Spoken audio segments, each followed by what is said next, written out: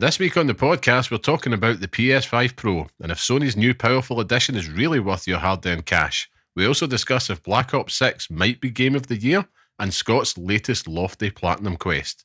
And on this week's Pixel Picks Showdown, it's shinier, it runs better, as we name the best remastered game. All this and more on the Pixel Parents podcast.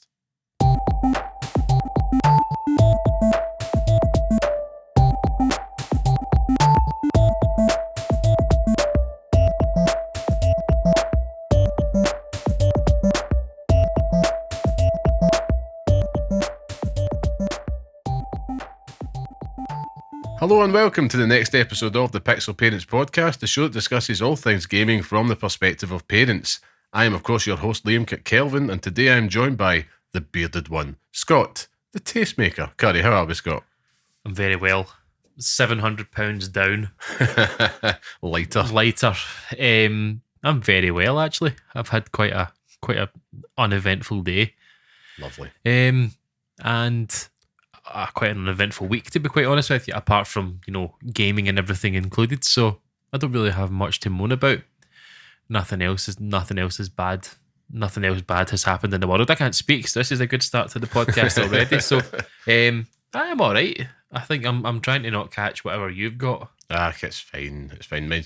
For those listening, I sound like Darth Vader's taint this week. Of the chest infection is back. It's flared up, but it was just one of those ones. Whenever I get any type of allergy really bad, it manifests into a head cold and then it just goes into the chest. So, that was that. And it was totally probably nothing to do with my daughter's football class on Friday outdoors, and another kid came up to say hello. He was the sweetest wee guy. I'm like, oh, how you doing? Blah, blah, blah. And of course, he's like, pawing you type thing. And I just take one look at the face and he's just covered in snot. Okay, I know what I'm in for. So I spent most of the weekend in my bed, to be honest, but good old NHS, antibiotics, steroids for the gains. Yeah. So how many times did you have to phone your GP's office before you got an appointment? Lost count. I think it was easier to get in the queue for the PlayStation 5 Pro, to be honest. More chance of getting a 30th anniversary console. Aye. That's I wouldn't want a square go with a GP receptionist. They're the hardest people on earth. I hate phoning up GPs, especially because the receptionists are like, "What's wrong with you?" It's like, "Tell us what's wrong with you." Like, no. It's like, that's what I'm going to the doctors for. I had it once, like last year, same thing, and it's like when the chest infection takes hold, it's like my capacity obviously to breathe goes down, and the good old asthma, and it's like, is it an emergency? I'm like, well, I can't breathe, so I would say so. And they managed to get us in, but it's just same all over. That is same all over. It's shite. Hey ho, we're all going in the same direction. But I suppose we've got lots to talk about this week. Hunters, man. Hunters and hunters. PlayStation 5 Pro, top of the list, but there's a lot of cool things happening and about it. It's been pretty packed week game-wise for both of us. So I'm excited to get to it. But before we do, let's get some housekeeping out the road. So for those listening, this is the Pixel Parents podcast, the weekly podcast by parents who game for those who do the same, where each week we discuss all things gaming whilst raising our little ones. If you want to be part of the podcast, come say hello and share your thoughts with us at pixelparents.bluesky.social on Blue Sky, or write to us at pixelparentspodcast@gmail.com. It's going to take me some time to get used to that. I know. Like Pixel, wait. I know. And if you like what you hear and you want to support the show, you can leave a 5-star review or share this podcast online with your friends. It really does help us out. And of course, thank you to everybody that continues to join us each and every week. You are the OGs. Thank you so much.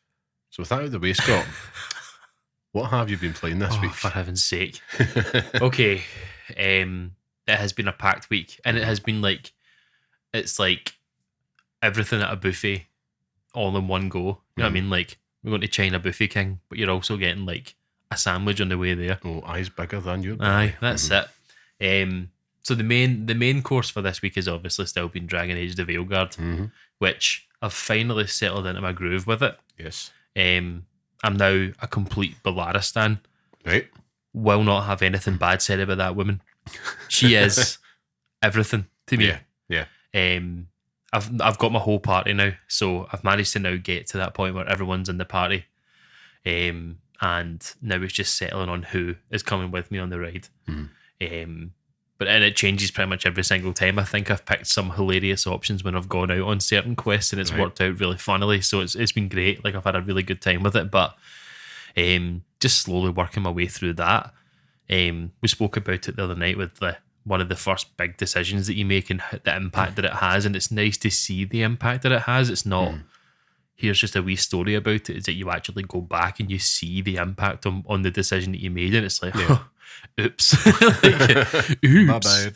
But it's been great. I mean, I've had an absolutely brilliant time with it. I'm still drop kicking everything that moves, like anything that comes into the way. As soon as that ability comes up, regardless of what else I've got there, that's getting used.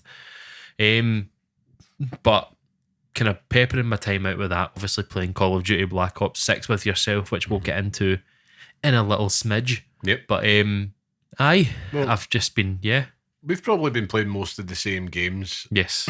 this week, so I'm going to pull in this Dragon Age thread before we in a smidge go on to Black Ops 6. But I'm with you, like continuing that epic journey that we started and talked about last week with Escher, my rook, and man, like same as you, assembled all the companions, but now I'm just taking some time.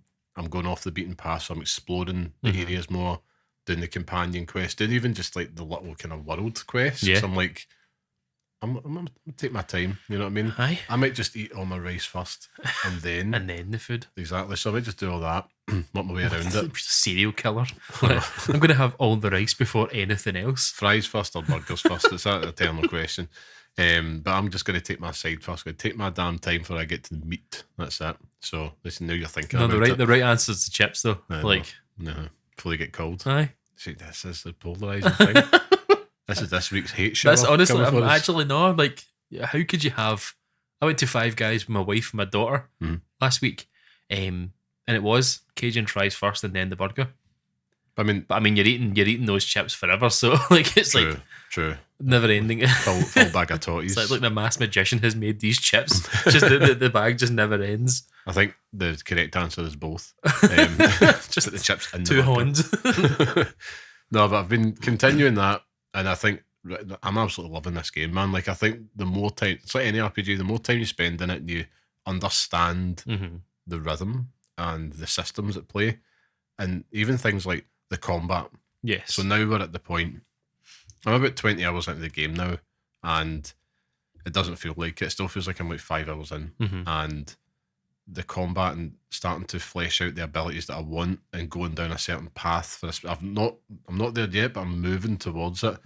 It's good, man. Like, it's this. I look forward to the fights.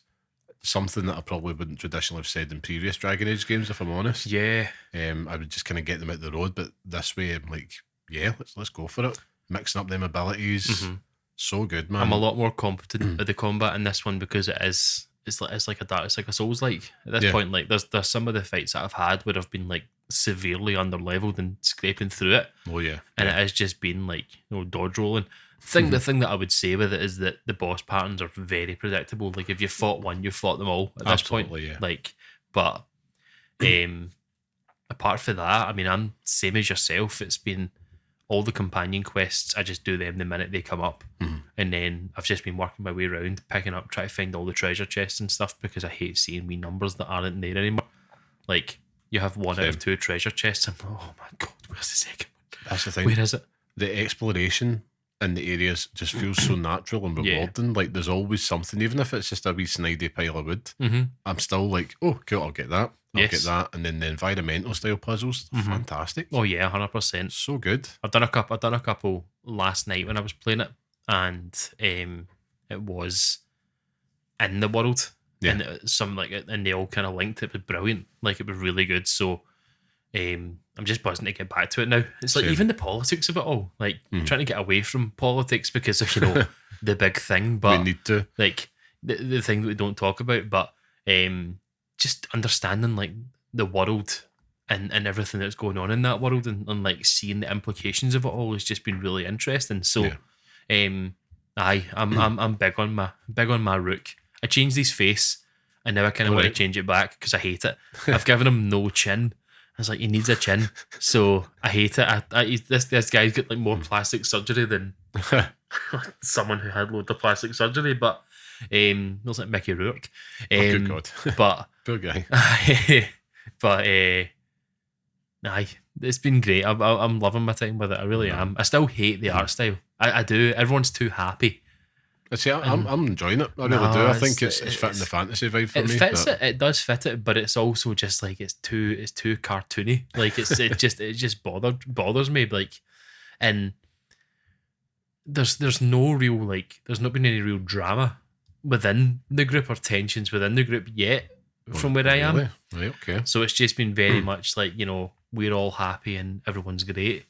Right. See, I've got a bit of beef inside my group just now with some individuals. There's ones that I didn't think that I would want to spend time with that I'm like, is it Nev? Like, I didn't think I wanted to spend time with her, but I'm like, cool. And then you mentioned Ballada as well. I'm like, yep. Big Ballada stan. She's like, want to get her in the party all the time. What they said about, what was the name of the big fat guy in Lost?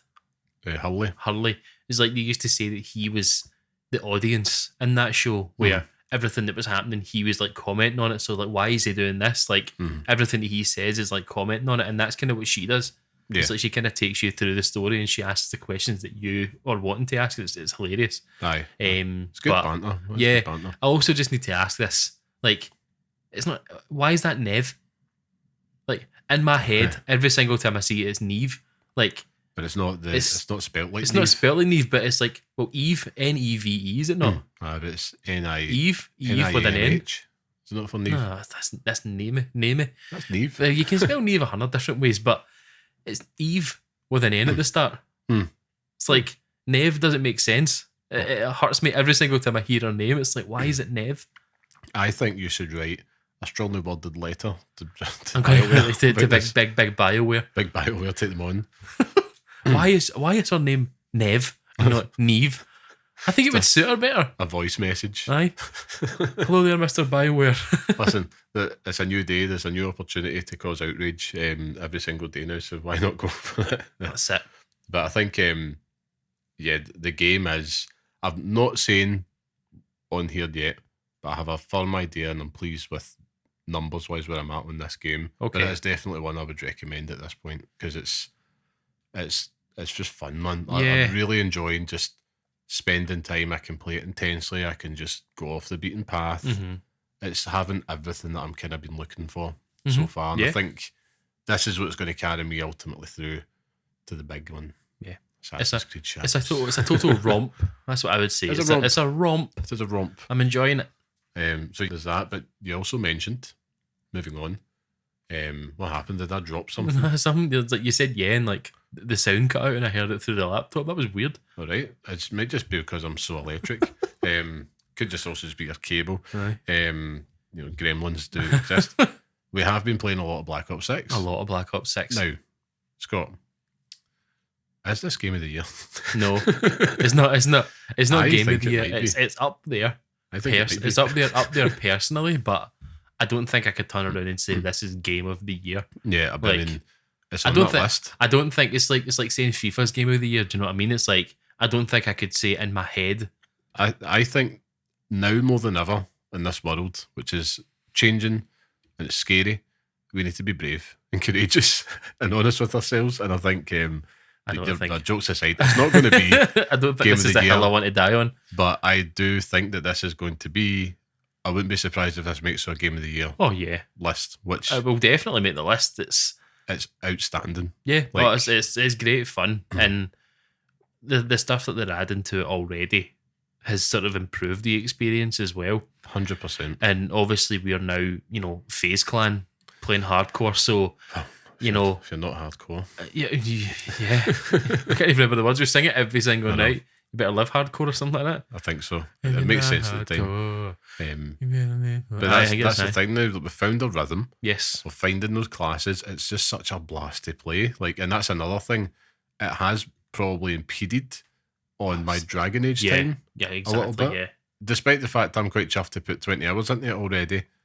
I mean, we've both prestige now. It's disgusting. On multiplayer. And we continue to tear shit up online. I mean, you tear shit up. I just run around mental. I suppose. Well, you like the melee bit. Yeah, I'm like that wee boy in that video. It's like the video, I think it's like a vine, and he's like running around this trampoline at a party. And the mum and dad's like, "What have you got there?" I was like, "A knife," and he's just running about. That's just me. I love just causing chaos. It's class. It happens usually when a good Call of Duty comes out. You find yourself craving it, but I can honestly see myself continuing to play this for a while. And the fact that, again, it's on Game Pass. Yes. I'm loving the fact that I'm spending a lot more time on my Xbox than I normally would. It's given me the reason to turn it on.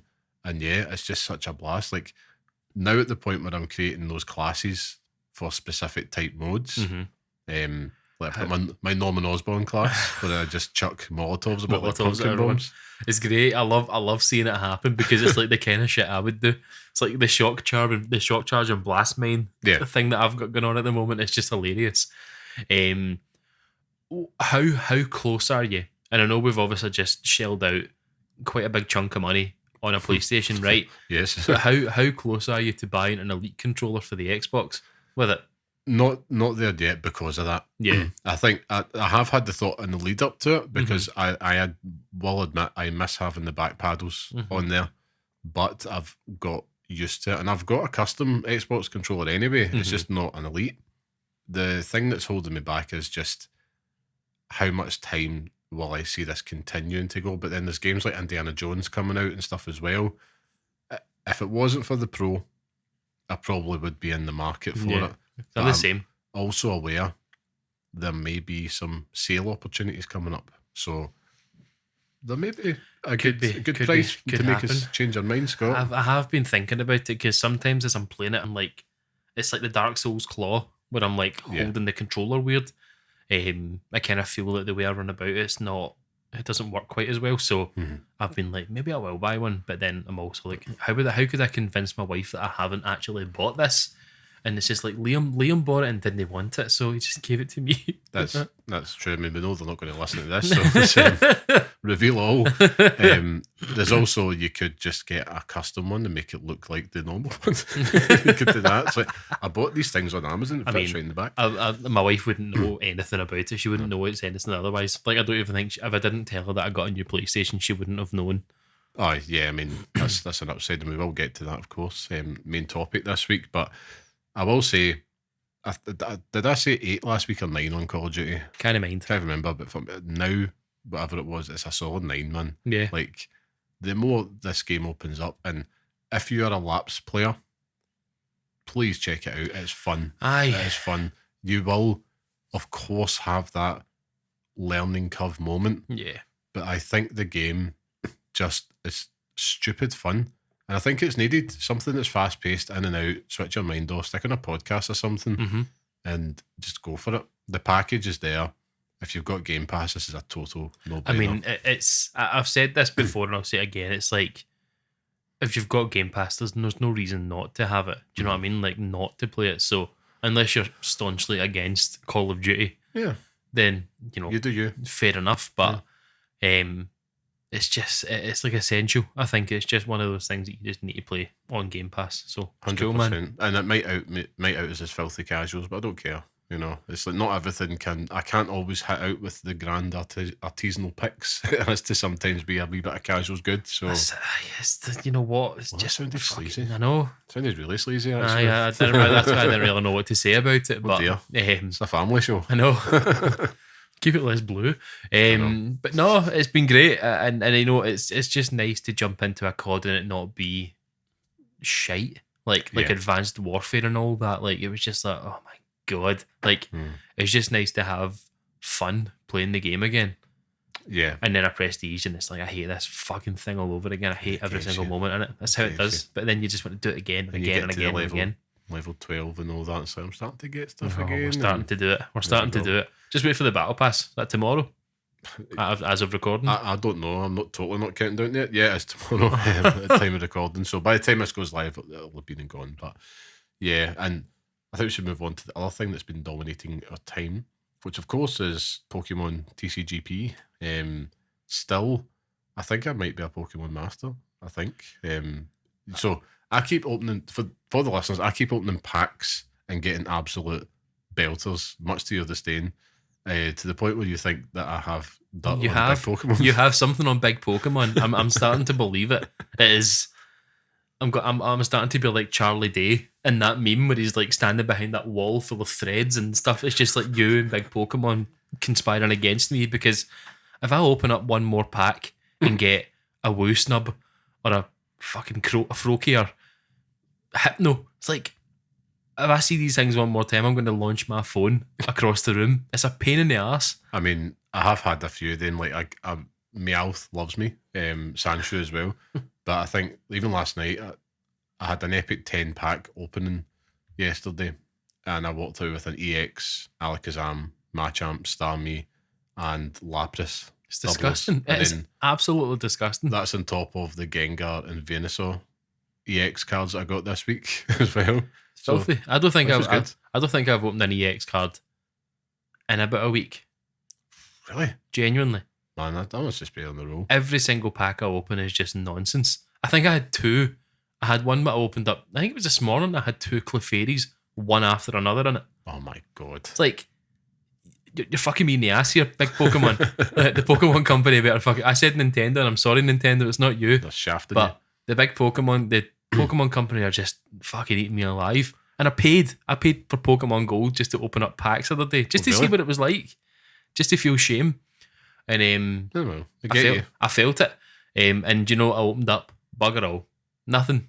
It's like, throw me a fucking bone here. You're overdue it. You're going to get that roll soon. I'm like that guy on TikTok that goes and buys the scratch cards.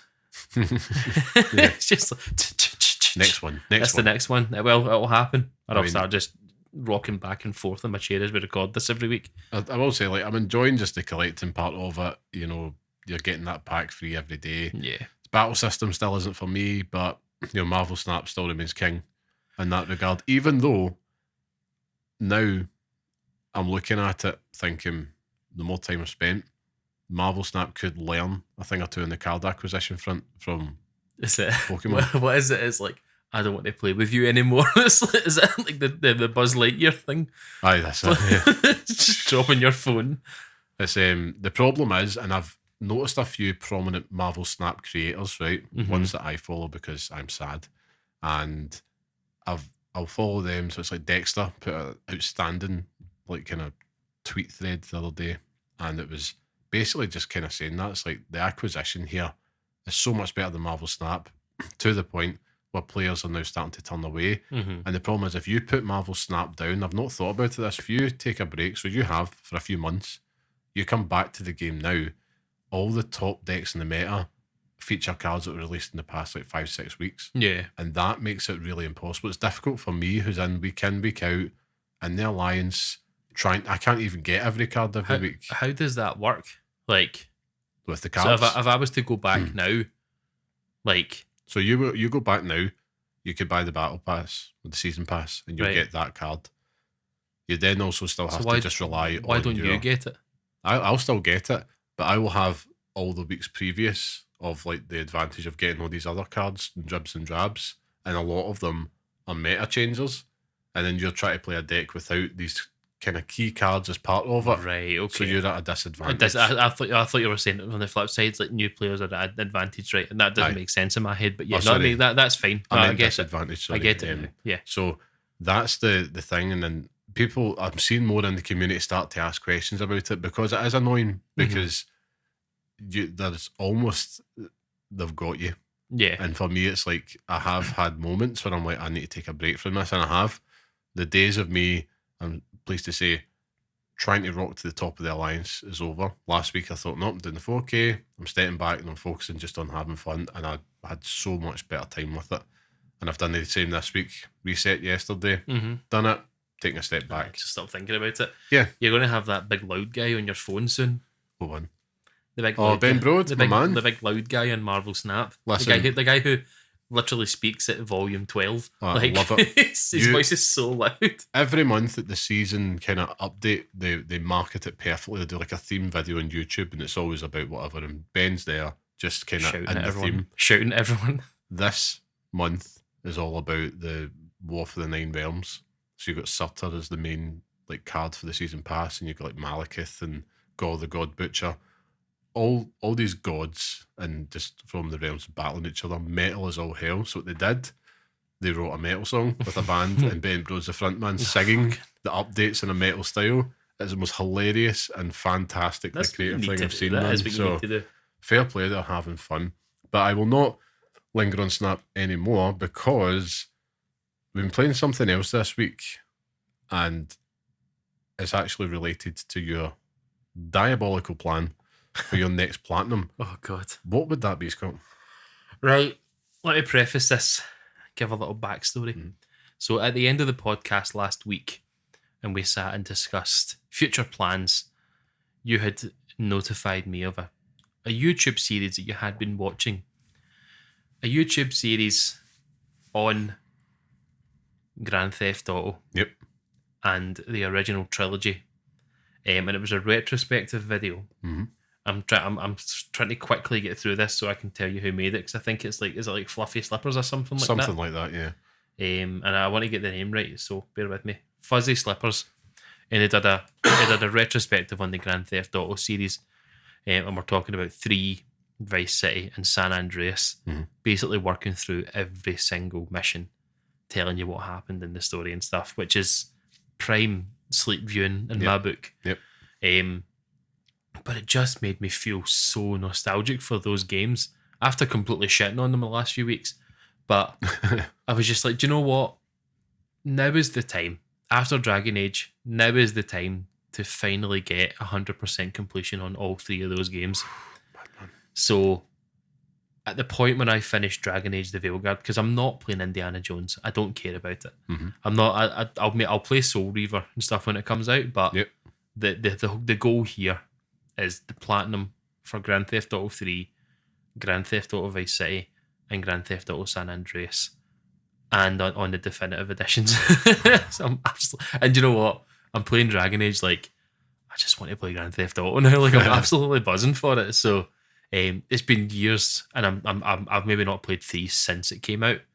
The Vice City and San Andreas in sort of different capacities over the years, but when the definitive editions came out, I played them for maybe a couple hours and then put them down because it was just like, look at these, they look weird.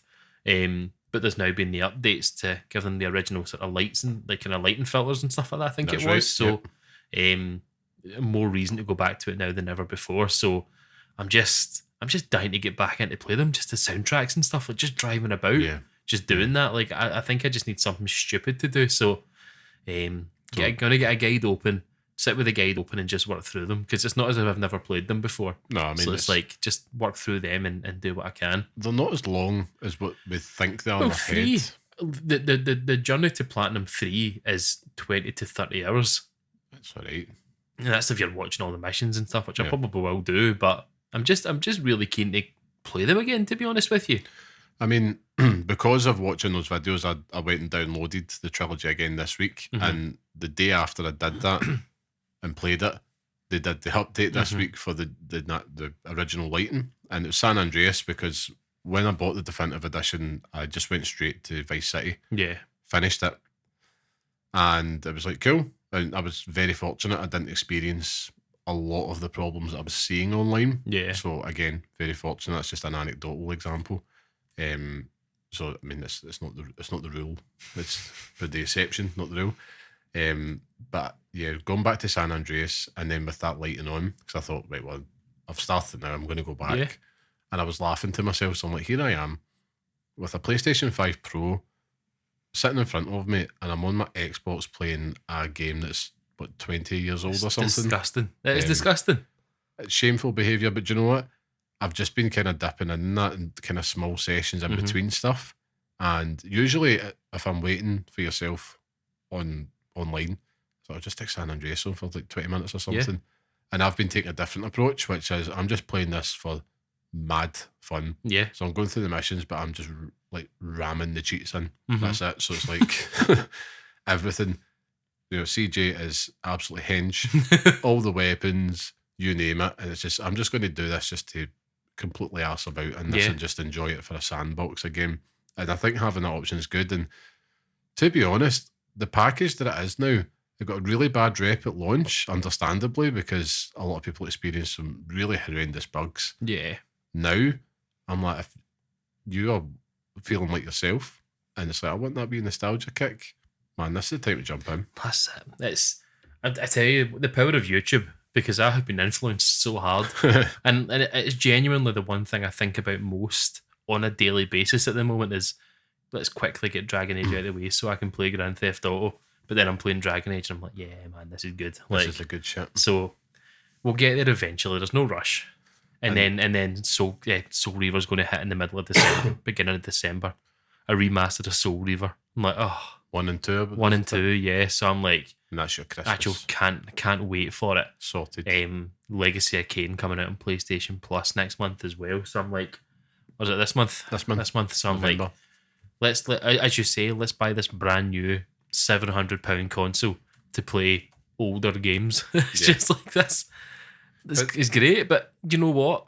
Like, I would be doing it on my normal PlayStation. I'm trying not to treat this as this big stupid thing. I'm just like, it's a PlayStation at the end of the day. I can download all these games and they can sit and wait. Like, I've eaten up 2 terabytes already, and it's just got the SSD with a whole terabyte left, and I'm like, ooh. Exactly. And great, you did mention, before we take a dive into that, you did mention that the PlayStation Plus game catalogue update was announced. Yes. So Grand Theft Auto 5 is coming. I was also thinking about that as well. More on that. So that's coming to, this is all to PlayStation Plus Extra and Premium. Might as well share it out on here because there'll be people interested. GTA 5, Dying Light 2, Like a Dragon Ishin as well, MotoGP 24, Sims 4 Island Living, just the add-on, interestingly. So you need to have the Sims 4 to play this. Sims 4 was already on PlayStation Plus as well, so. Well, that's good. Digimon Survive, PS4. Ooh, yeah. Overcooked, All You Can Eat. Stick Fight, the game. Good. Clash, Artifacts of Chaos. Yep. Killer Frequency. Mm-hmm. Hungry Shark World. Oh, yeah, yep. Chivalry 2. Oh, yeah, yes. actually. PlayStation Plus Premium subscribers, they'll have Synapse on PSVR 2. Cool.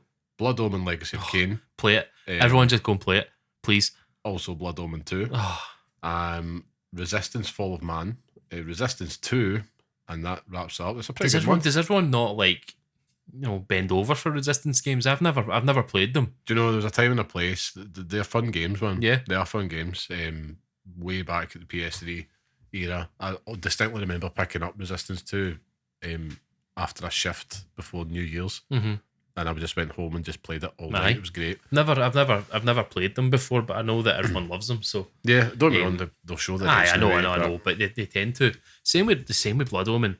It's I'll recommend it again, but the YouTuber, Your Favourite Son, did a retrospective on the entire series of the Blood Omen series, and good grief, what a story! But that game, it just.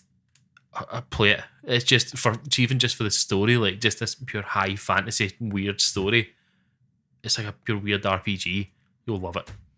If you don't mind looking at PS1 graphics for a number of hours, but I'm buzzing for that because just to get back and play as Kain again at the beginning of it, and go through Nosgoth and stuff. It is Kain. It's Kain. But you know what? It's going to be a time. Soul Reaver is back. And I am absolutely here for it. I swear to God, if you told me 2 years ago that we'd be looking at Soul Reaver games back in my PlayStation, I would have said, shut up, you.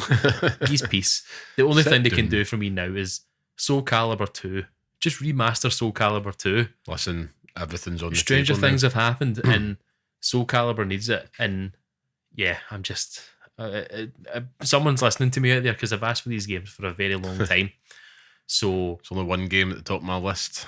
When we all know it, aye. Dino Crisis. And the only other thing that I want to ask for, and I'll say it again because I want to put on record, is Richard Branson better get his fucking finger out and get Cool Spot remade.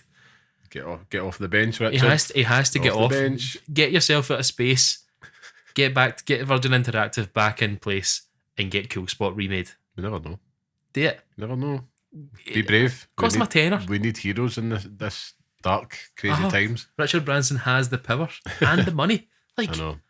I've deleted my Twitter, so I can't even tweet him every single day asking him now. So I'm going to just maybe I'll send him videos on. I'll tag him in videos on TikTok. I'll just make one video and tag him in it every day. I mean, I will say, like, we have this week really just made the decision to stick to Blue Sky over Twitter. Had enough of it. It's a complete pile of shite now that's on that site. Just from a usability standpoint, Yes. taking all the politics out of it. I am still surprised at the amount of maybe more prominent gaming accounts. And the reluctance of doing it. It's that kind of sunk cost. Makes sense, fallacy though. that it's like the engagement, as we were talking about beforehand, is actually the same, if not higher, on Blue Sky with less people following you. Yeah. But there is that kind of vanity metric psyche about it. And obviously, if you've got money tied up in it. What a series of words. Vanity metric psyche. Oh, you can tell I work in marketing. Oh my God, I'm like sitting amongst gods here. I'm like, what? It's like, listen to your mum and dad have a conversation when you were like 6. Like, mortgage. It's more the side of it of like, if take for instance, right, parallel universe, and this show had a Twitter account with 1 million followers.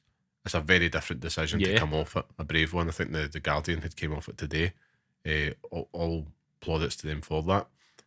I do think that the gaming community is fantastic at calling out a lot of individuals and policies, particularly in the political spectrum, that can be discriminatory and also just looking to be dickheads to people that are in a minority space.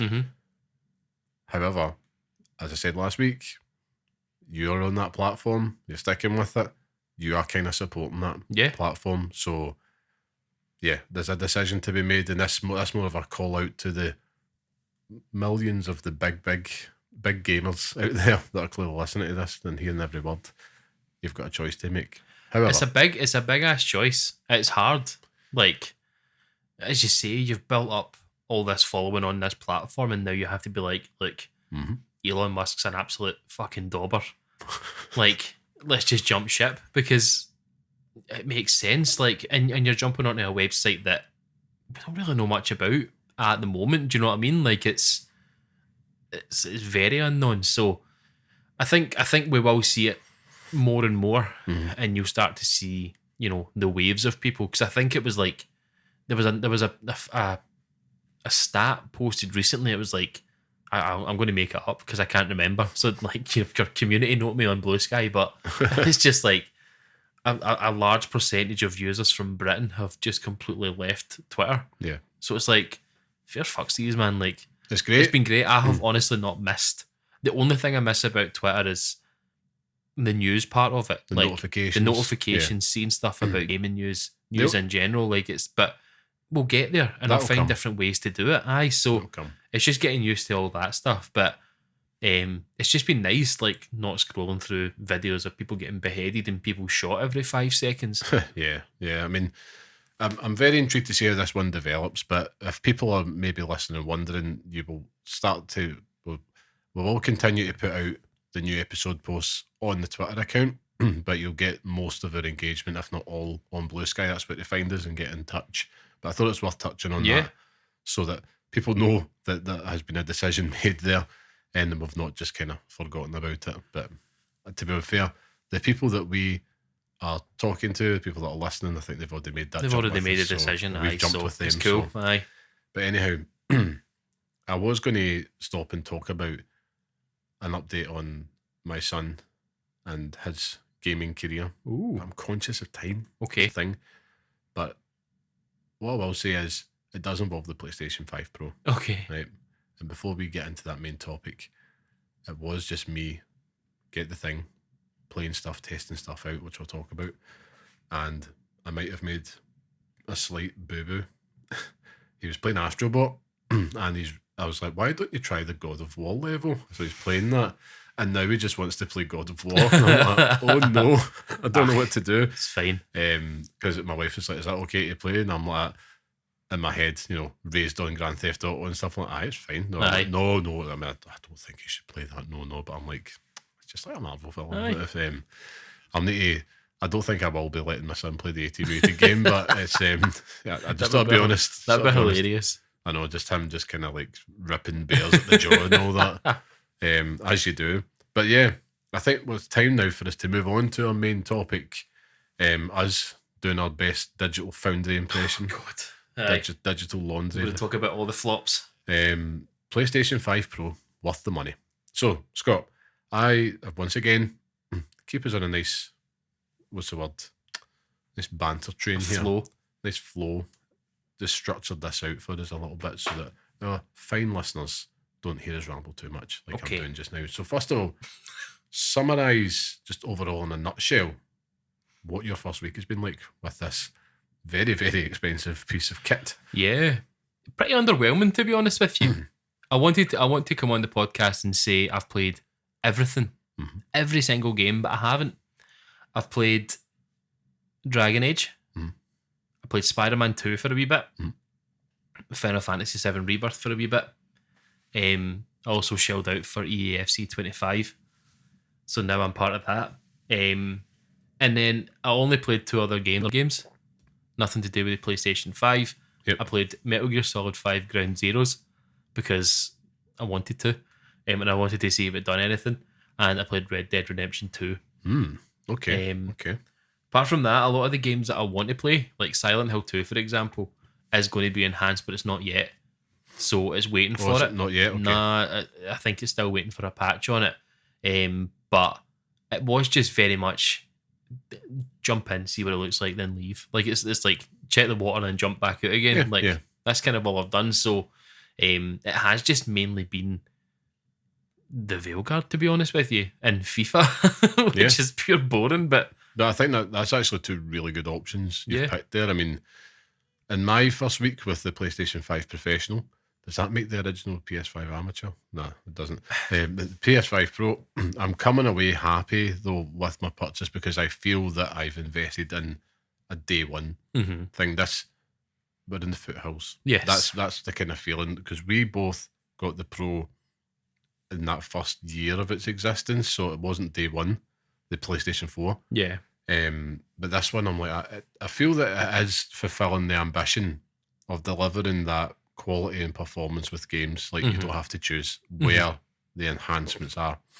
I do want to see more support for titles. Yes. But I know that's coming. Yeah. I know that's coming. So I feel this is, hands down, in time, it is going to exhibit the signs that this is the best console experience power-wise that you can get out there, next to a Series X, you know, and it isn't going to be revolutionary. I'm not playing this thinking, oh, wow, Jesus, but I know. I wasn't really like that with the PS5, if I'm honest. It's incremental, so for people that want the best possible performance and quality without going to PC, this is the box. This is the way to do it, I think by this time next year, we're going to start to see the real potential of this thing start to blossom, and that's going to set the expectation for future generations. So we're here now.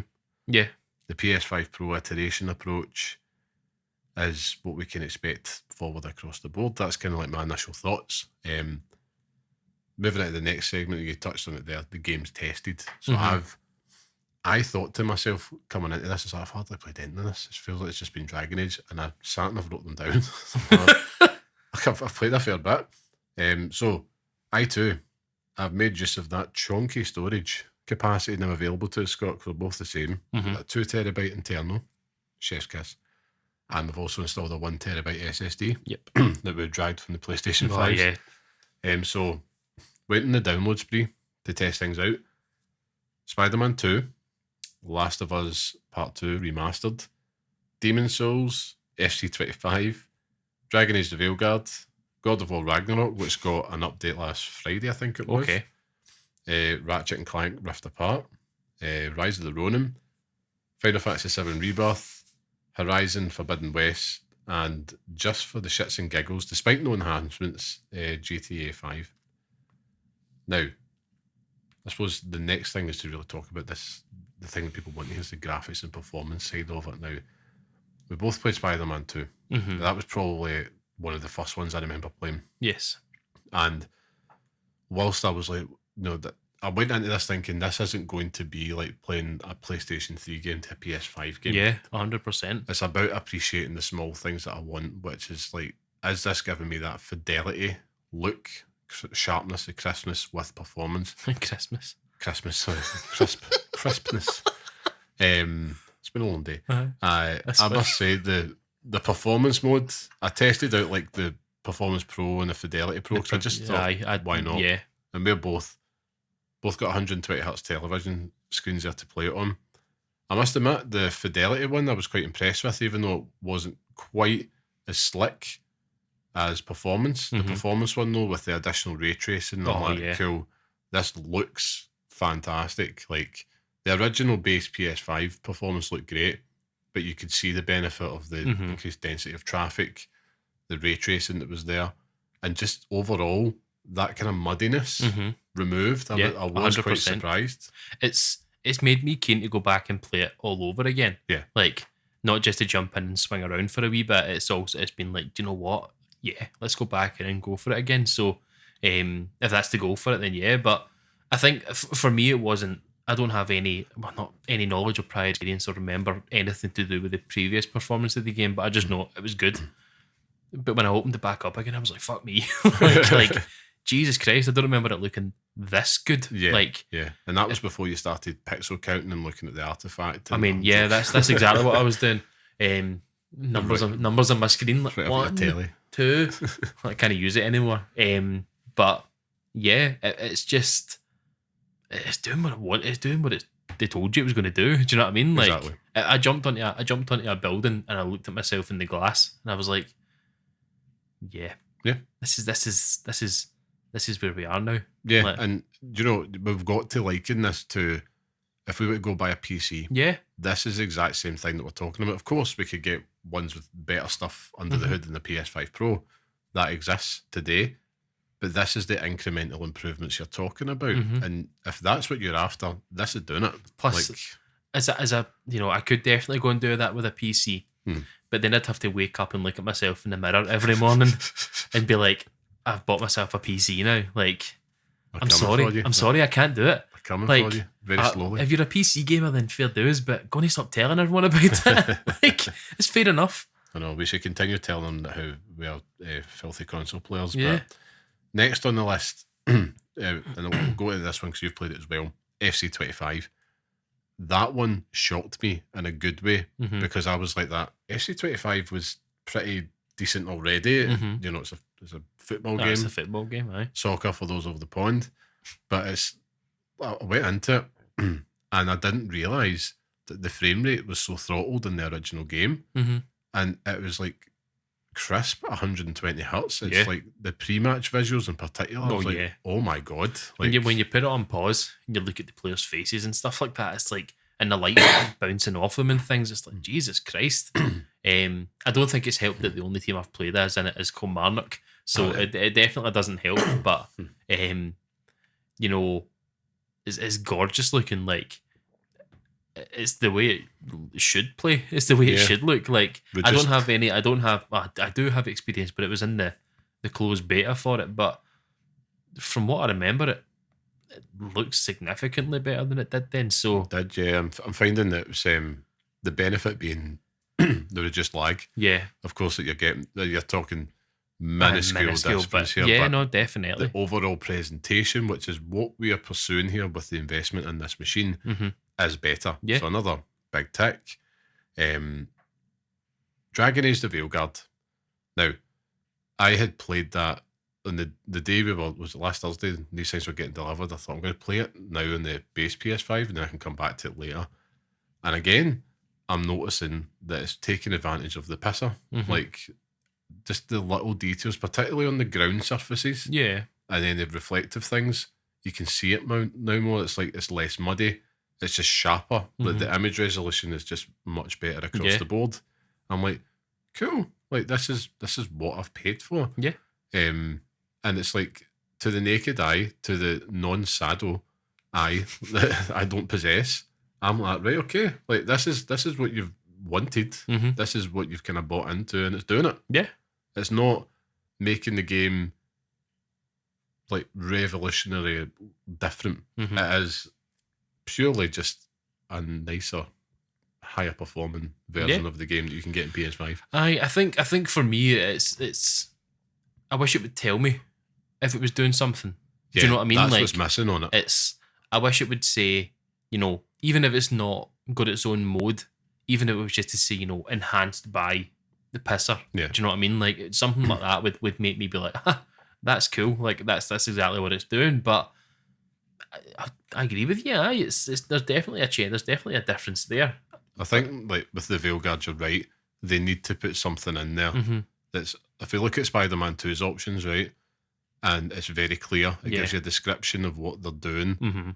Just have something, even if it was literally just the exact same mode with a different label on it. Or just like, how when you open it up and it obviously gives you the main title screen, just put like enhanced.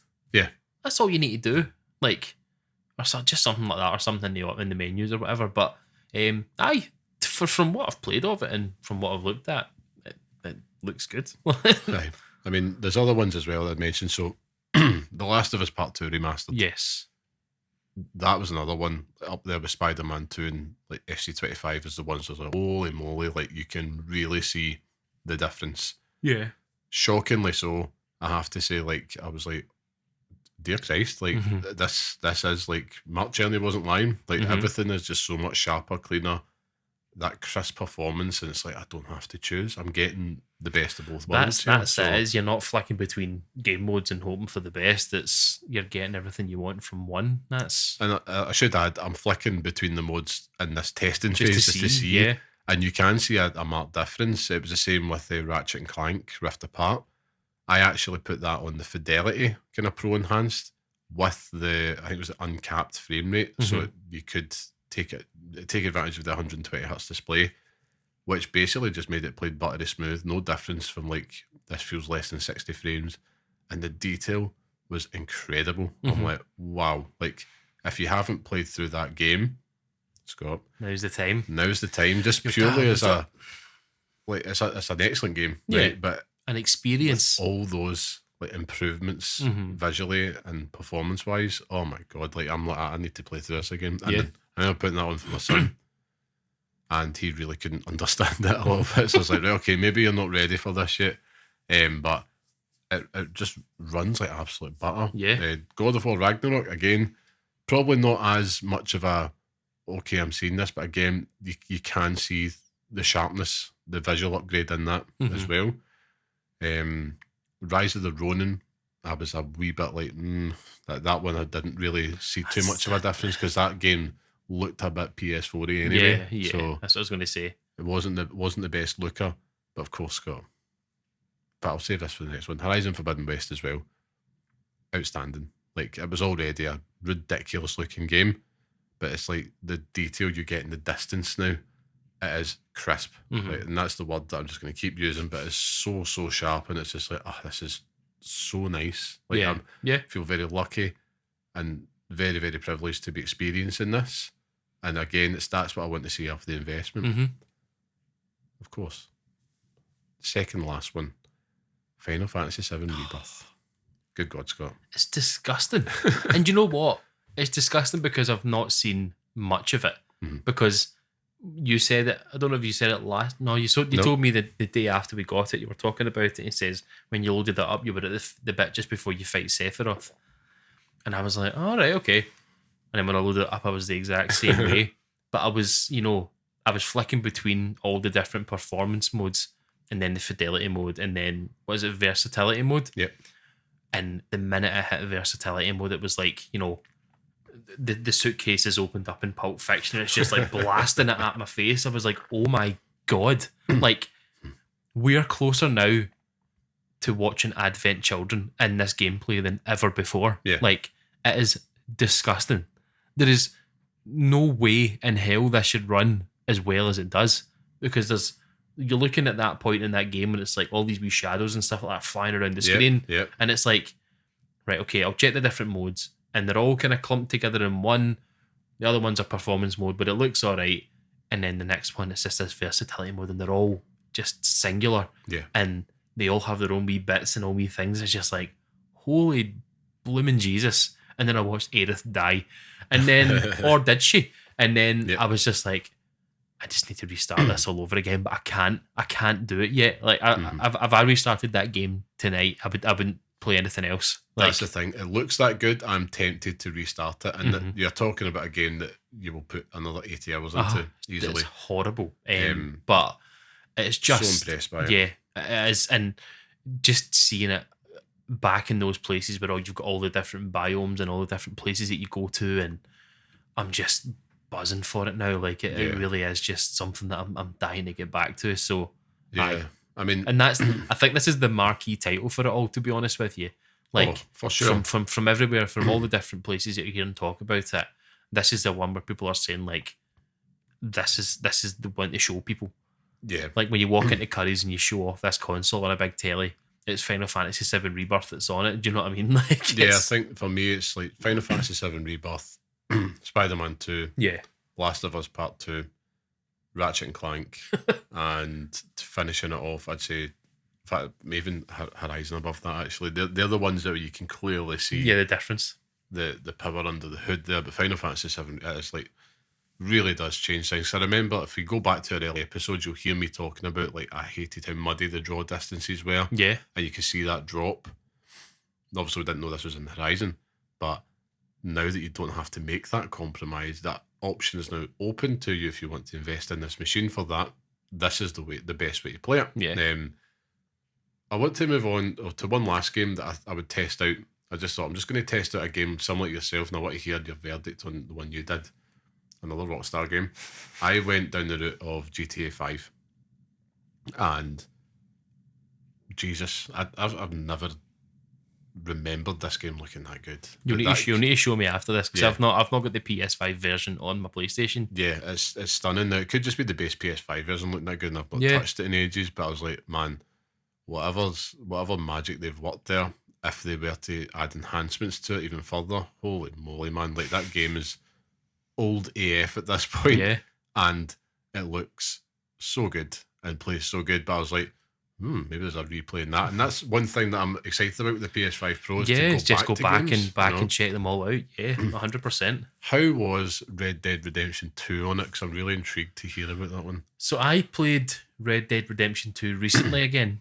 Not played through it. I played through the first section of it and I got to the first base camp, but it always felt like slow, and when you moved the camera around, it was always just like, it didn't feel right, and just walking about the camp, everything felt slow.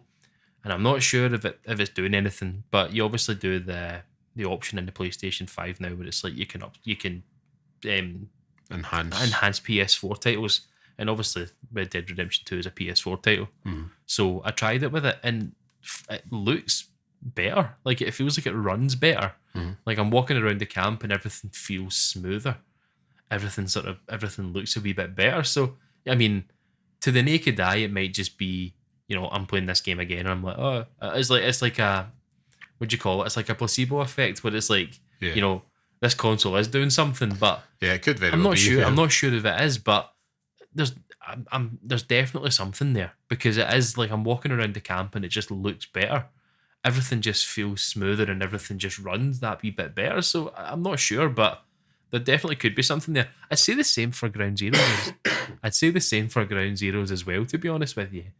Like, oh yeah, I've played that game a lot. Yes, you have. But I was playing it again and it felt like it ran better. I'm not sure. Like I'd like download it later and you can check it, because it's like I'm sure it's doing something behind the scenes with it. But I'm just keen to go back and check them all. The one that I definitely know that there has been, and I think that there might have been something like, if it doesn't have something like 1080i or something like that, then the PS4 enhancements kick into place. We don't know yet. But I've not tested out Bloodborne yet. Yeah, I've not either. That's my treat, keeping that. Because I know once we start back in, you have to finish it.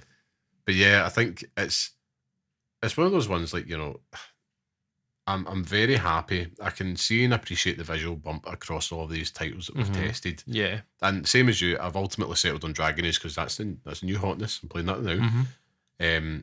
So we're getting that visual bump in performance modes.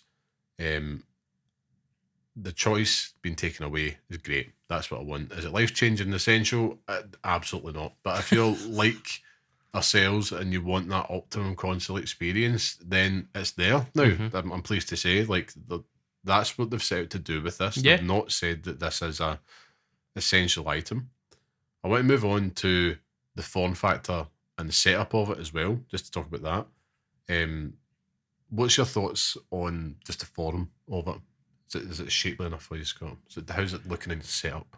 It looks almost like the exact same thing, the Go exact same as faster a base PS5, but made by Adidas.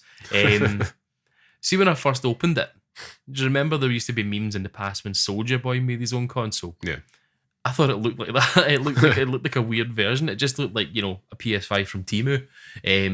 But it's really slick, and it's like somehow it's smaller. Like it fit upright in my TV unit, and it's like it shouldn't have. So I think it's nice, and it doesn't look daft with the disc drive attached to it as well. Like, I was a bit worried about having this Wii console and then having this big stupid disc drive thing to attach to it, but add some booty to it. No, but it's nice. Like, it just looks like a PS5. Like, yeah. I mean, I think it sits nicely in my setup as well. I like to do mine vertical, horizontally, sorry, and I was getting confused. Vertically. Retains that PS5 sleekness. I like the fact that it's not went too radically away from that hallmark design. Mm-hmm. I've always been a fan of the PS5 design. I like the fact that it's just this kind of monstrosity and it looks like an opera house.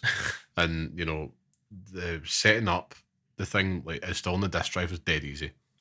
SSD, easy. But that took a matter of minutes. The only thing that I had a bit of trouble was putting the faceplate back on over the SSD side, the top side of it. Took a few tries just to get it properly aligned and clicked in. Again, I am cursed with shovel horns, so I've got to be really careful that I don't break this, because that would be typical of me. Yeah. Like, I've broke it day one and you can't even buy the replacements. So, but I got there in the end. I will say it is a tad louder than the base PS5. It is a wee bit. The fan, the base PS5 was the quietest home console I'd ever had, and I had no issues at all. Even like when Final Fantasy 16 was in its pomp, melting consoles didn't make a peep. And we know they put such emphasis in the cooling in there. Now we know that this is doing a little bit more. It's not loud. It's not. It's actually it's quiet. Yeah, it's quiet, but you can hear it a wee bit more. I don't know. I don't know. Small gripe. Like, it's just I noticed it at first, and then since I haven't. I don't know if there's something to do with the disc drive separately. Like, I don't know if there's something to do with that doing things in the back. I'm not sure. At the top disc drive. Yeah, no, but it's just like if you're playing something on disc, that's obviously hitting the bottom. I don't know, but I don't know. It tells a comparison. It probably makes about the same amount of noise as a Series X. It's just you're talking very minuscule. But I just thought that's Liam just getting the wee knife into fucking Xbox whilst we're here. Listen, I love the Series X. I think it's an absolute. That's the thing. The Series X is the benchmark for this thing to beat for me, because the Series X was up to that point the most powerful and best console experience you could have. I mean, there's still some things that Xbox do that PlayStation don't. The quick resume and all that. I'm like, it's actually just such a better user experience. PlayStation and their UI, and that's more of a software issue. They've still got a bit of catching up to do for me personally, but the power is there now. Yes. Like, if you're the person that's like, I just need the most powerful thing out there, the PS5 Pro is there for you now, so you can go for that. But I think we should move on, kind of wrap that up into our early verdicts and recommendations on this one after our time with it, Scott. Do you want me to go first, or you go first? You go first. I'll just copy your answer. Okay, excellent. Copy. Command C. So overall, I think, Sony, I think they've delivered what they said the Pro would do. When I go back to Mark Cerny's original presentation, it's doing that, right? It doesn't have the vast library of games there. There's about 80 plus enhanced games out there just now. But they've aimed to create a console that adds more power under the hood and remove the compromise between better visuals and performance. It does that. So for the gamers out there, like ourselves, maybe the content life didn't choose them and that's what they want. Yeah. That option's there. So as I mentioned, we're in the foothills of this now. This is not you buy this day one and it is current state forever. I think this is now just only going an upwards trajectory as to when you see the support grow for it, as to how far this console can go. And in that thinking, we are only getting started. So seeing its full potential, I think you get games like the Ghost of Yotei coming out next year. You'll start. I mean, you saw the trailer. I'm really excited to be like, okay, give me that. Grand Theft Auto 6. Yes. These big hitters that should be coming out. Please, Death Rockstar. Stranding 2. Death Stranding 2. I mean, I think we did say that when we saw the trailer, which I believe was in the lifespan of this console, that must be PlayStation 5 Pro. I'm sure it will. It looked too good. Because he was playing it. He was playing it on a hidden thing, so it makes sense. Exactly. So, I mean, for the price, that's the thing. This is always going to be the thing, right? So, if you want it and can't afford it, it's an easy recommendation to make, right? Mm-hmm. What you do with your money is up to you. So I am not going to sit here and tell you, go buy this now. It all comes down to your situation. And if you've got a wee bit of fold in there and you want to treat yourself, then, and you're in the market for something that's a wee bit powerful, this will do that for you, right? So I'm here to just say, it ticks that box. You know, don't be afraid of that. It's a personal choice. The price is steep, but I think this is going to be the norm. Thank you, Donald. Those tariffs are coming, folks. Consoles are going to get more expensive. China. The PlayStation 6 isn't going to be cheaper than this. Nope. That's my call now. So you can either look at this as a mid-cycle refresh with an option to trade up, which we do very often. But like, you've sold your PlayStation 5, I'm still trying to punt mine. 10 minutes. It's like 10 minutes. 10 fucking weeks for me. But it's like, that is the option. So I'm looking at the Pro as an investment as well, which this is going to retain its value. You've paid $700. These things will sell second hand, at least between $400 to $500, depends on the timing. That being said, it's not an essential must purchase. Overall, my thoughts on this, it's like a car. So you can get the base model that's going to get you from A to B. But if you're someone that does value and want those things like additional power under the hood or a fancy trim, this is the Sports Deluxe model that will do the same thing, but maybe in a little bit more fancier, quicker, shinier surroundings. But ultimately, no score for hardware. Yeah. I mean, That's I think... my thoughts on it. Yeah. Put a wee point in that, because scoring hardware is the most ridiculous thing I think I've ever heard in my life. Your analogy for that is very apt, because I tried to come up with one, and the only thing I could think of is that the PlayStation 5, the base PS5 is the Undertaker, and the PS5 Pro is Kane. Okay. Kane is better than the Undertaker in every single way, but both of them are almost exactly the same. Yes. Like, the design for Kane is better. He hits a wee bit harder, does a better chokeslam. But ultimately, they're just the same person. Yeah. So much so that I think they've cosplayed as each other in separate parts of their career. However, I digress. I'm getting it in there. I totally agree with you. I think that if you've got the dosh there and you want to spend it, then buy it. Do you know what I mean? If your wee one's running up to you at Christmas saying, "Mum, I need a PS5 Pro," be like, "No, you don't, mate. No, you don't. Just come to me. I'll sell you a PS5." Yeah. Hit up Carmelite on Blue Sky, brah. But, you know, I'm the same as you. It's ultimately the games that we're playing at the moment are enhanced.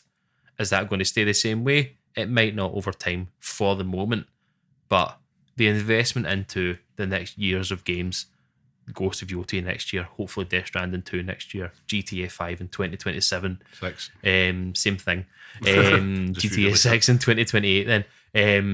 And just all these other daft games. Like, you know, ultimately that's the reason why we're buying this console. Is it's going to run the same way in a PS5, but this just doesn't compromise on some of the quality in it. No. And that's why I bought it. And I'm stupid. I love spending money on daft things. This is our season ticket. Yeah, this is it. Like, we don't go out drinking that often. You know, don't buy cocaine on a weekly basis. No. Or stupid things. It's probably cheaper than this, to be fair. Fair enough. And I'd probably have more fun. But it is just one of those things where it's come along at the right time, and I think it is. I think it is the right time for it. Like, yeah, I think you're getting this now. We're getting 4 years out of that. Yeah. Before the 6. I don't see them putting a PlayStation 6 out. Before 2028. 2028. No, I agree with you. I think that it's just And I don't think there'll be much difference between that and the 6 either. Well, And I'll still buy the 6. That's the big thing. And yeah, we will. But we will have... Because the thing is, a base PlayStation 5, it does come between 2028, right? It'll be 8 years old. So it's probably going to... I say 2028 is extreme. Maybe 27, 28. 7-8-year-old console, you're selling that for 150, 200 pounds. This will hold its value. Yeah. So, yes, PlayStation 6 will get announced in a few years' time. Like I said, the world will be bananas, and it'll be $799 or something like that. Yeah. That's just the way it's going. We're also about to, in the next few months, at least in the next 3-4 months before the financial year end, Nintendo are going to come out and unleash the world's worst kept secret in the Switch 2. And this is just a little side note. With the specs in that have leaked, it's just a souped up Switch. They could have called that a Switch Pro, but they're going to add the 2 on it, or they call it the Super Switch. Hopefully they'll go down the Switch 2 route. It's backwards compatible, and you've even seen it from Nintendo. It's not like, oh look, this has some daft, like thing hanging off of it, a novelty feature. They're just going, nope, it works. We're just iterating upon that. And this is where they keep, I hate the analogy of like the mobile phones, but that's just what happened. Tech can only go so far. Yeah. And until they start adding things like will make you a cup of tea, the best they can do just now is just those small minor changes. Iterations. Yeah, that's where we're at now. It also harkens back to your point about Ubisoft, though. What's that? If Nintendo are going to do the same thing with this, why did Nintendo get away with it? Honestly. Why do we need a PlayStation 5 Pro? If the Switch is going to be the exact same as the Switch, but just a wee bit better, why do we need it? Slightly bigger screen. And we now admit that the Switch, isn't that good. Oh no, not at all. Like I'm still a big fan of it. I'm looking forward to the Switch 2, but I've got my own reason for that, which is my plan is to officially give the Switch to my son as his first proper console, and I'm really looking forward to that. But then I'm just trying to annoy everyone. That's fine. Like you can't annoy everybody. We know we've got listeners out there that agree with you. Aye. So this one's for you, Ryan. So like yes, on the trolley. But yeah, that's that kind of wraps up our thought on the PlayStation 5 Pro. I've been intrigued to hear from people that have also purchased it, what their thoughts are on it. What's your first week or so been like? What games have stood out? What ones haven't stood out? And I should also add, hashtag not provided by PlayStation. I mean, definitely, absolutely not provided by PlayStation. Nothing but ethics. If we had, so you have one line to sum up your thoughts on the PlayStation 5 Pro. What do you say? Sports line. Sports line. As in, come back to my car analogy. Yeah. This is a sports line. This is the sports line for it. Aye, fair enough. That's really the best way I can sum this up. Yeah, aye, fair enough. And I say that as in the past year I have done that. I had like the base model of a car, got a new car, and I thought, do you know what? I quite fancy having the wee extra bits. Yeah. And it is total tat. There's got a couple of lines and, the wheels are a bit better. And it's like, cool. Do I need it? No. Could I trade it in tomorrow for a base one and do the exact same thing? Yes. And that's exactly what this PlayStation 5 Pro is. So if you are thinking, if the FOMO's kicking in, I saw a lot of that last week. Yes, big time. And I'm with those people, because if I wasn't buying this, I'd be there. I'd be front and centre. Oh my God, I really buy this. This isn't going to change a lot more than what you're already getting on the PlayStation 5. It will look better, it will run better. If that's important to you, consider it. Other than that, you play a 10 out of 10 game in the PlayStation 5. It's still going to be 10 out of 10 on the Pro. Exactly. There you exactly. Go. So, yeah. I like how we've also settled that Pro means professional and nothing else. Yeah. Like prostitute or provident loans. I said prolapse. Prolapse. That's it. And that's just how you feel after. If we were like actual like grifters, we could do that just with the big clickbait article for your PlayStation Prolapse and PlayStation 5 Prolapse with a big anus just staring at the YouTube thumbnail. my head popping out with the box. Just the shocked reaction.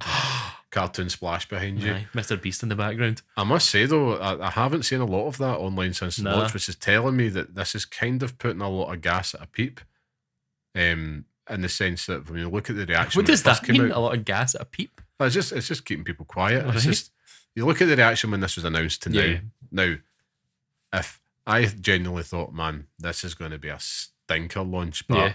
a few masterstrokes along the way with the 30th The anniversary. 30th anniversary console was the best thing they've done. And all those lucky ducks waiting on that over the next couple of weeks. I think it's next week the 30th ones land. Oh man, enjoy that because that is a beaut. But I will say, like, the reaction to this has not been too dissimilar from what we're talking about. Yeah. I've not seen like Sony is over, the big nonsense headlines that you would usually see. Probably if Xbox did a Pro, you'd probably start to see that because that's just low hanging fruit in it. But yeah, I digress. It is time, Scott. It's time For the Pixel Picks Showdown, where each week we each pick a game from our chosen theme and decide which one deserves to live on in the Halo Pixel Picks list, which is our definitive list of the best games we recommend to pass on to the next generation of gamers. Last week's game, or theme should I say, was Romance Game with The Witcher 3 Wild Hunt, shockingly becoming the latest addition to the list. I genuinely thought it was on there. Yeah. There we go. And this week's showdown... It's funny that that's the topic that gets it on. I know. But it was up against Baldur's Gate 3, That's so true. fair enough. But this week's showdown, we're going to be debating what best remastered game we think should feature on the Pixel Picks list. As always, last week's winner goes last, so let's get to it. So I'll be going last this week, Scott, because Thanks for explaining that to me. Take a back seat here. Scott, this is a fun topic. Now, it's remastered game, Yes. not remake. Remake. That's a very Keep that up your important sleeve. distinction.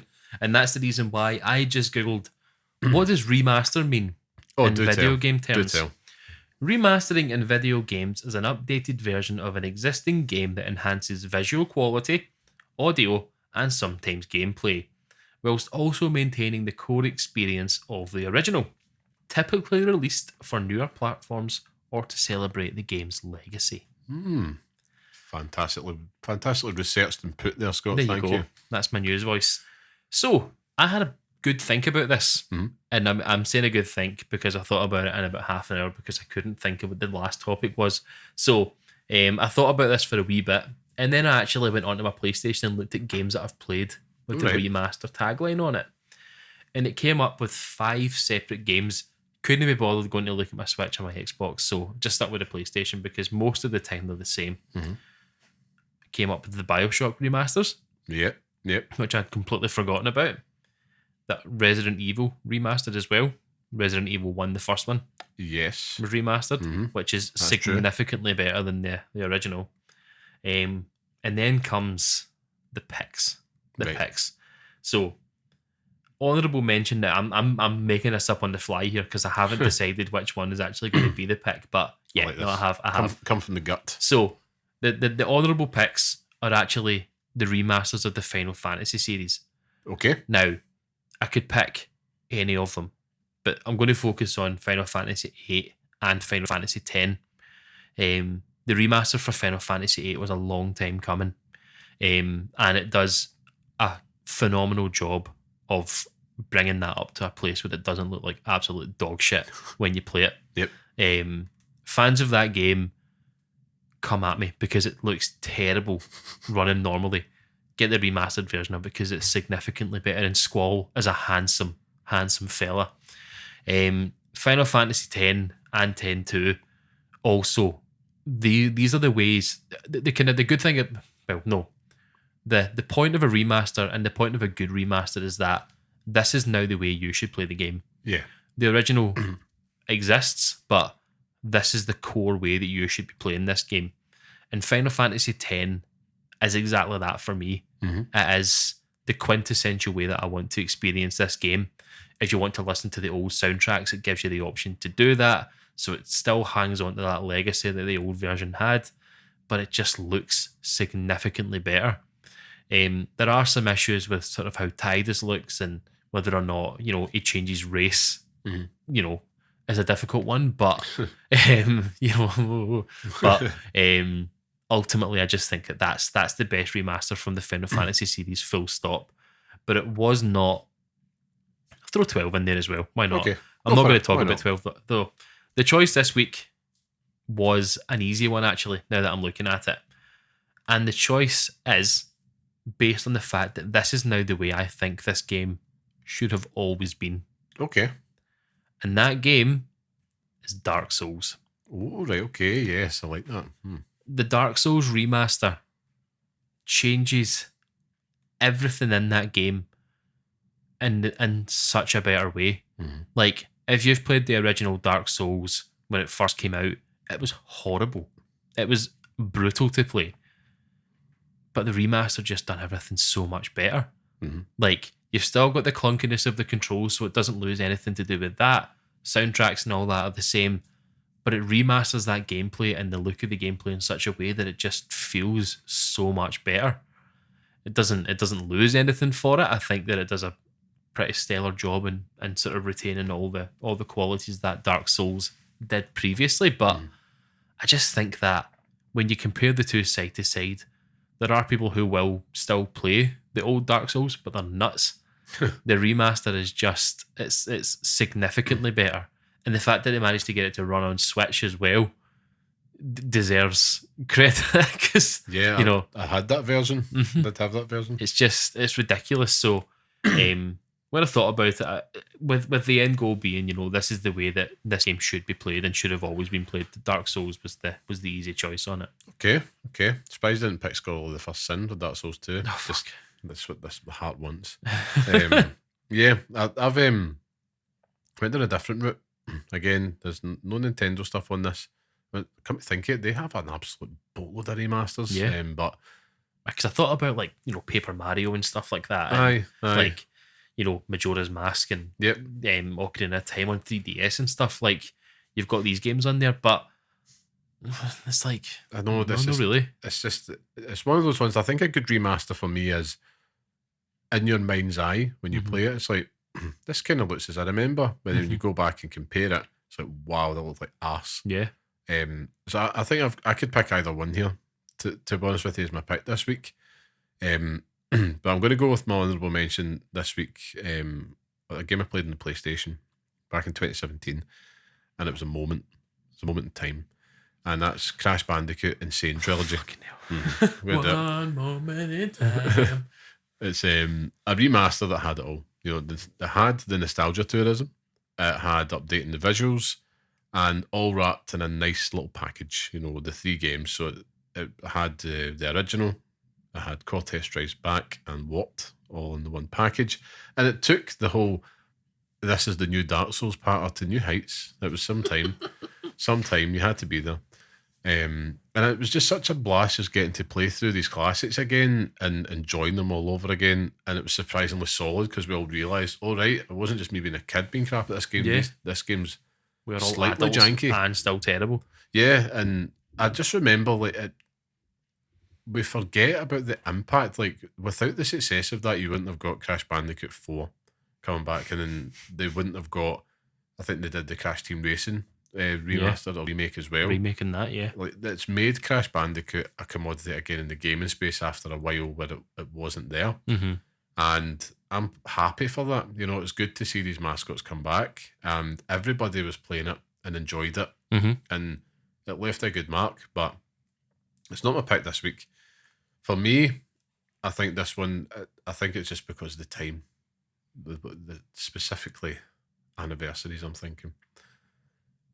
And as one of the games in this pick turns 20 this month, mine's is Halo the Master Chief Collection. For fuck's sake. No, stay with me. Right, okay. So this, it just felt right. Halo 2 turned 20, but this was a remaster of the games. Yes. And it had issues at launch, of course, but it fixed them. This was such a massive project, an important one.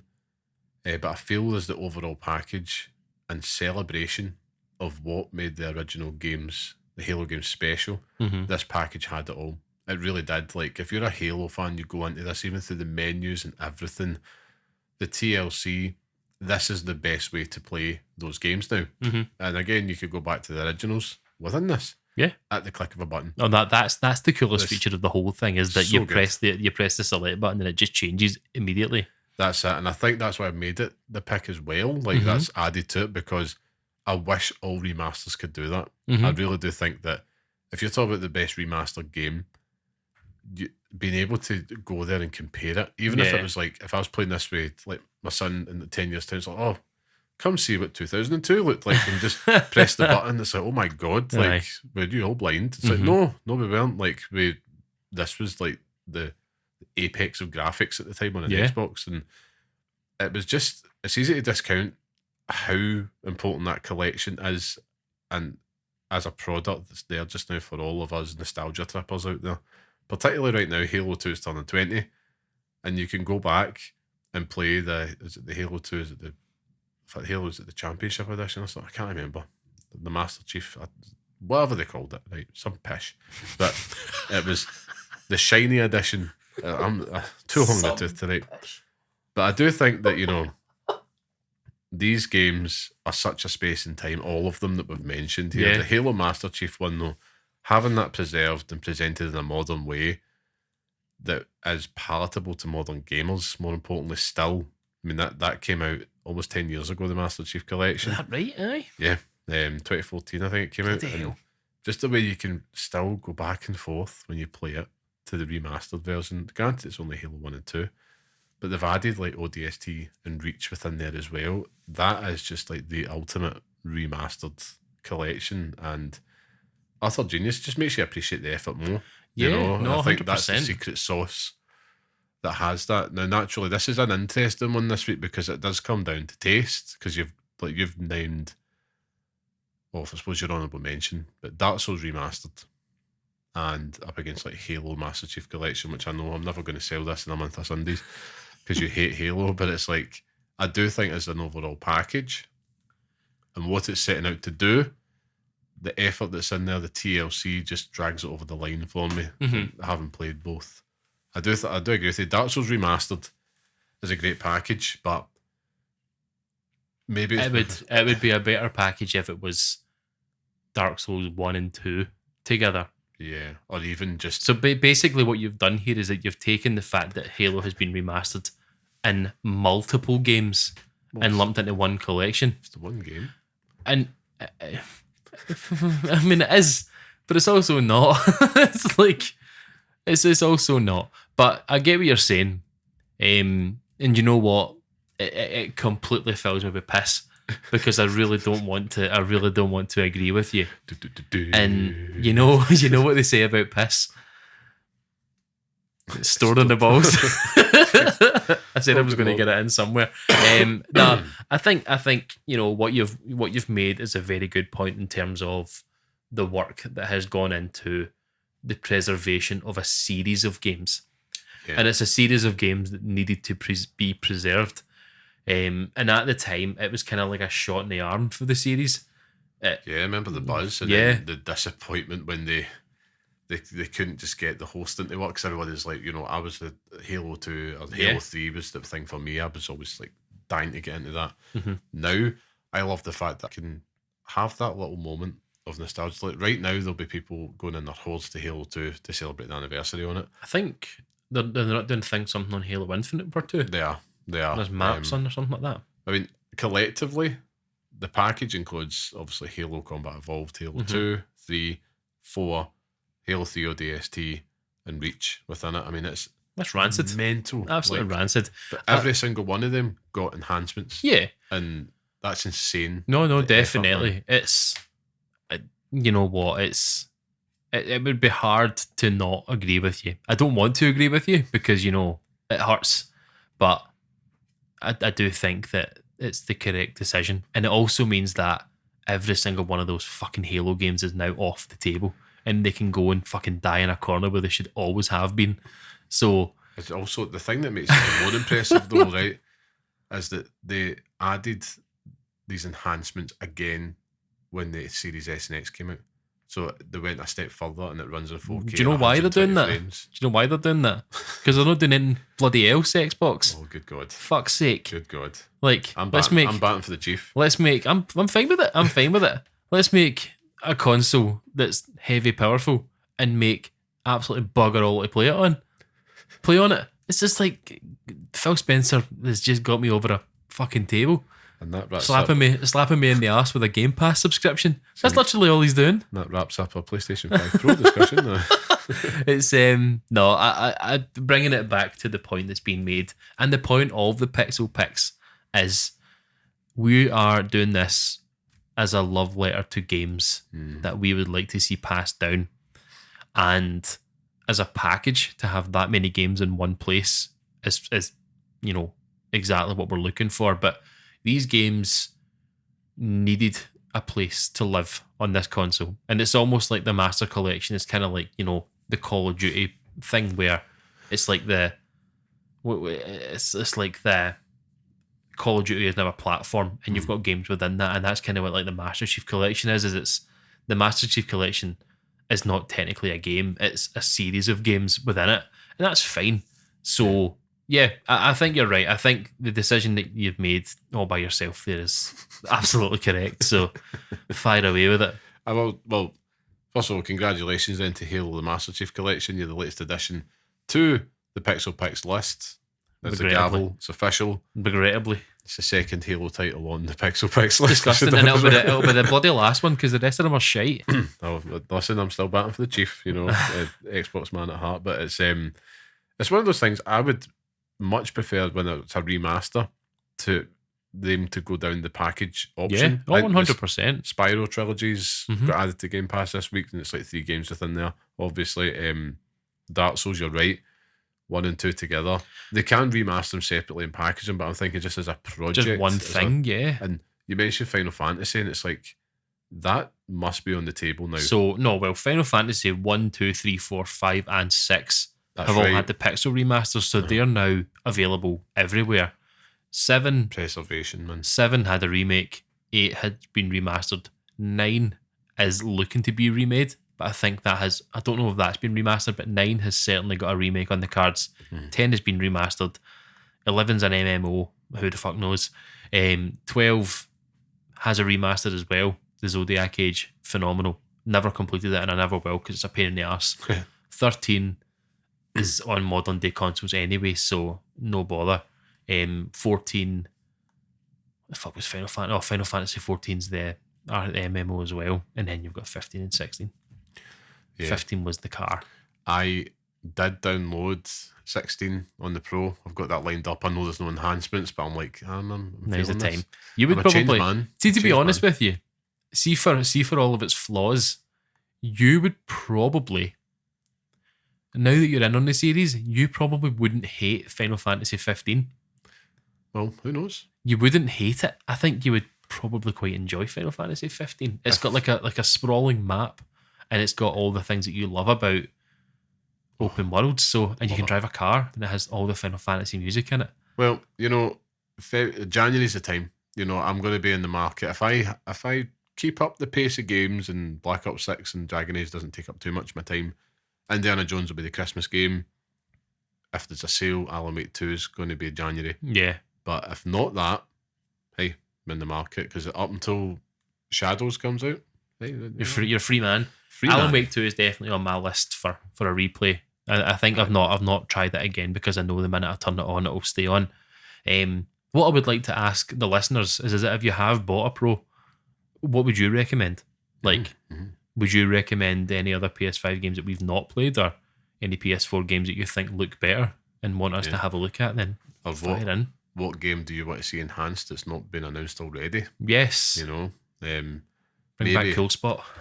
Bring back Cool Spot, yeah. I mean, there's still so much potential there when I'm going through the PlayStation Store. I'm checking it every day. I'm actively seeking That's it out. The cool thing they've done with this is that you can look in the store and there's an option for PS5 Pro enhanced. Yeah.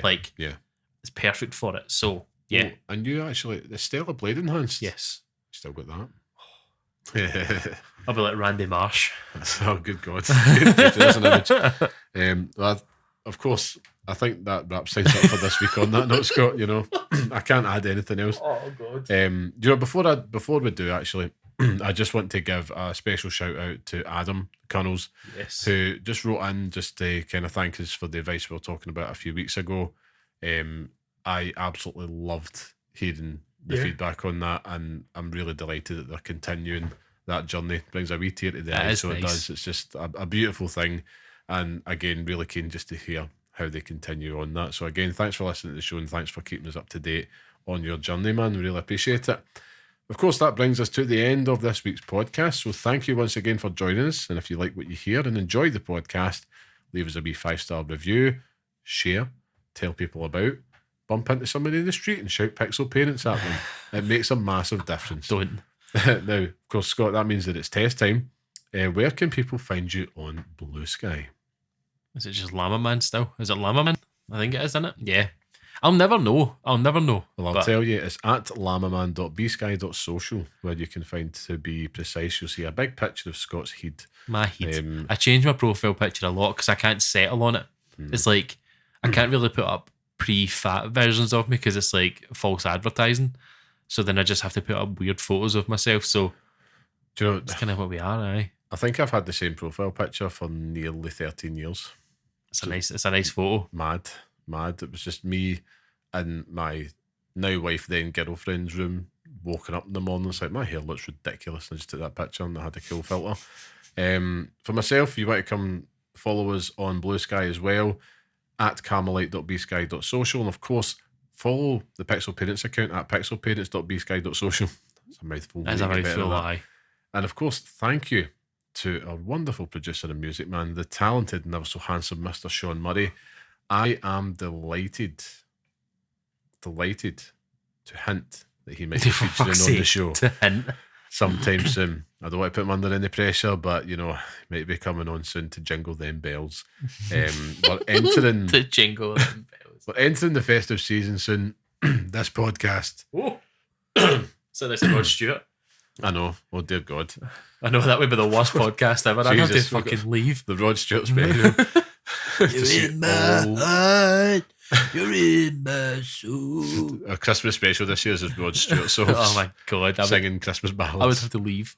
No, we've got some plans for Christmas this year, and I'm also pleased to say it's going to be there all the way through the break. We are not taking a break at all with the content. So Liam's locking us in the shed. Does man that? And we're having to fire out content over Christmas. But you know what though? I think hopefully the listeners will appreciate it because I'm there. I'm taking that time off and I'm sitting there doing the dishes or something. I'm like, I want to listen to a podcast, and it's like the last one, 17th of December. So all right, enjoying your break, yeah. I'm off. I want content. So we're gonna do that. We're gonna give people what they want, and it's some juicy stuff over that period as well. It's not filler shite, I assure you. So when can you listen to the next episode? You can do that next week on all major podcast platforms. And of course, follow us on Blue Sky or write to us at pixelparentspodcast@gmail.com. But until next time, stay safe, stay sane, and thanks for listening. Piss is stored in the balls.